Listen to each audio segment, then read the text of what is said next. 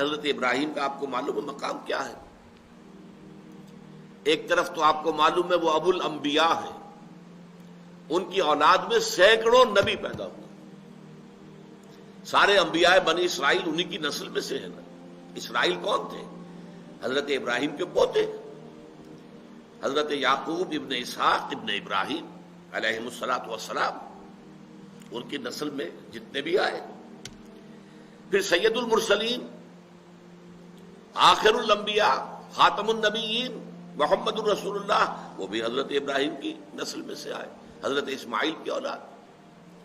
تیسری شاخ ایک اور تھی حضرت ابراہیم کی اولاد کی، بنی قطورہ، ان میں بھی انبیاء آئے، جن میں سے ایک کا نام بہت مشہور ہے حضرت شعیب علیہ السلام۔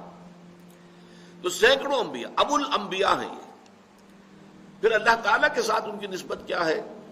خلیل اللہ، واتخذ اللہ ابراہیم خلیلا، یہ سورہ نساء ہی میں آیت نمبر 125 میں فرمایا گیا، اللہ نے ابراہیم کو تو اپنا خلیل بنا لیا، دوست بنا لیا۔ تیسرے یہ کہ فرمایا امام الناس، انی جاعلک للناس اماما، اے ابراہیم میں تمہیں تمام نوع انسانی کے لیے امام بنانے والا ہوں۔ یہ تینوں نسبتیں نوٹ کر لیجئے اور پھر اس بات کو سامنے رکھیے کہ ان کے لیے سب سے بڑا ٹیسٹیمونیل، سب سے بڑا سرٹیفکیٹ، سب سے بڑی سند وہ کیا ہے؟ وما کان من المشرکین،